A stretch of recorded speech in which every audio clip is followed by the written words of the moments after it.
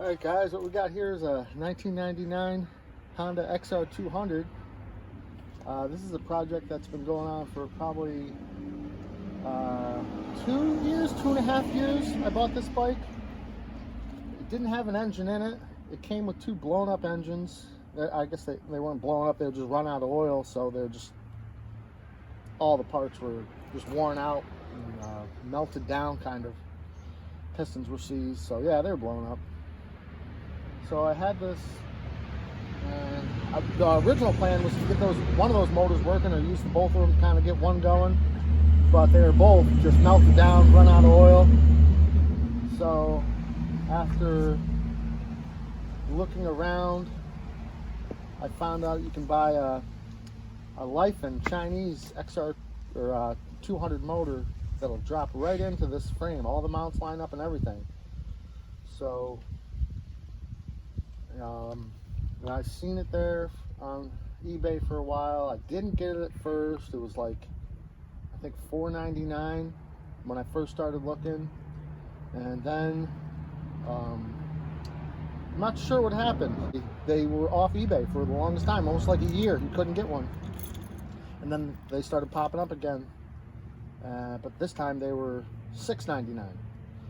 So I said, well, if I'm going to do it, I better do it now. This might never happen. You can't go buy a Japanese Honda XR200 motor for $700. So I bit the bullet. I bought the Lifan engine, and I put it in. And I just wanted to explain a few things about what it takes to put these engines in. So first off, there's these little tabs at the bottom. I'll show you one right here. Here's one of the tabs. I don't know if you can see. Can you see me pointing at that? It's like a little block tab. So there's these blocks that the engines come with from the factory. And see, this one is very close, but it's not touching. So this one was fine. But on the other side,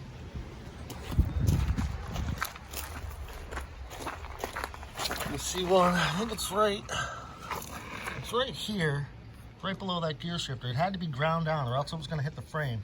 So that's something. See, there's another block right here. This one was fine, not touching anything. That one definitely needed to be ground down, basically in half, almost off. Just want to be careful you don't grind too far and affect the cases and start leaking oil. So that was the first part. Couldn't even set it in there without grinding off those little factory block tabs. The second thing was fitting the carburetor. This is the carburetor that came with the engine. I got the set. You can get this without the set. You can get it without all the wiring, and you can just get the engine itself. I don't even think it comes with a carburetor unless you get the set.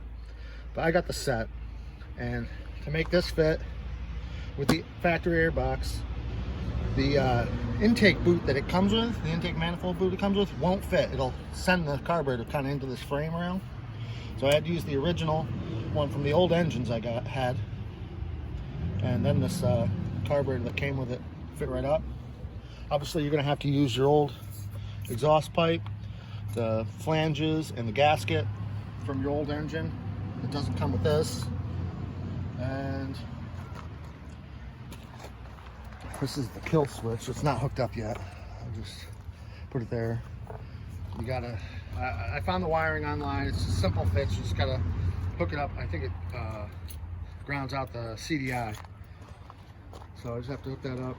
And basically the last thing, this was the kicker here, man. This is the one that really got me. I was having a lot of trouble with this. It was the gearing. This engine comes with it's a 428 sprocket. It really means that the sprocket matches with a 428 chain. So, and the original XR one is a 520 sprocket, for a 520 chain. So that wasn't lining up at all. I thought I was like, what am I gonna do? There's no, you can't change this front sprocket because it comes on the 428 counter shaft. It has to have a 428 sprocket. So I I was like, what am I gonna do? I ended up looking all over the internet for all the Honda dirt bikes and motorcycles, and there was like this list that showed you what each motorcycle sprocket in the rear would take. And I found this one just by chance. It comes off a 1989 Honda VTR 250, and it's a 428 size sprocket. This one is a 54 tooth. I think the original Honda XR 520 sprocket was a 47 tooth, but that doesn't really matter because this is a smaller space in between the teeth, so it's obviously, you know, even if you had more teeth, it's going to be, you know, it'll just make it closer to a 47. They sell a 51. I think the original equipment on the VTRs is a 51, but I was like, I want something, you know, bigger, because I measured the diameter of the Honda one. It was 9.1 inches, and even this one being a 54 tooth is only 8.5 inches. So I wasn't too concerned. I figured if anything, it'll just, you know, maybe have a little more top end speed.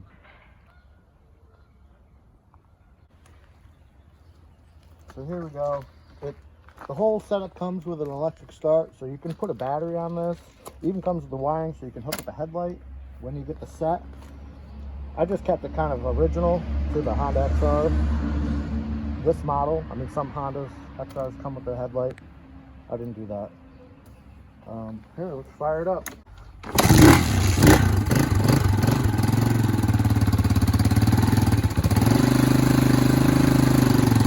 It's pretty cold, so it's got to warm up.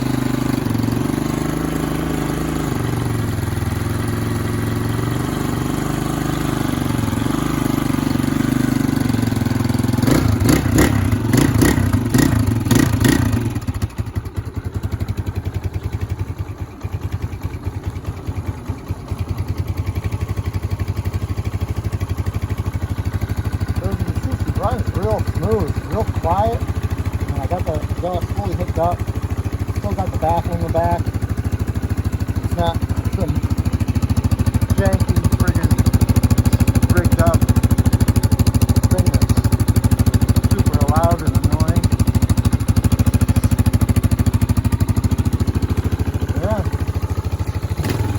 it's really do a little rip.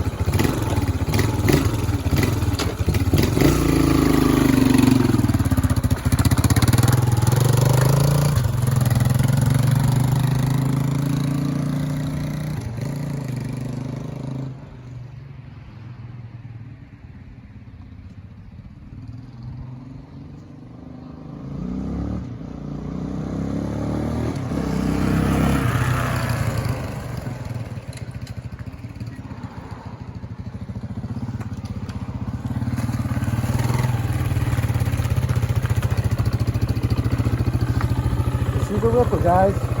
So I know that Christmas is coming around, and I figured I'd do a giveaway to the 10th subscriber. I got 8 right now. 10th subscriber, I'm going to give this away. Good luck, guys.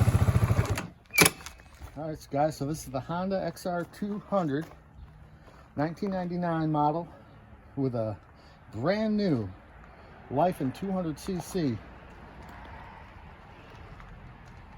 Fully installed. Everything works. Everything works that I got working except the kill start. That's got to get working. I just got to wire that up.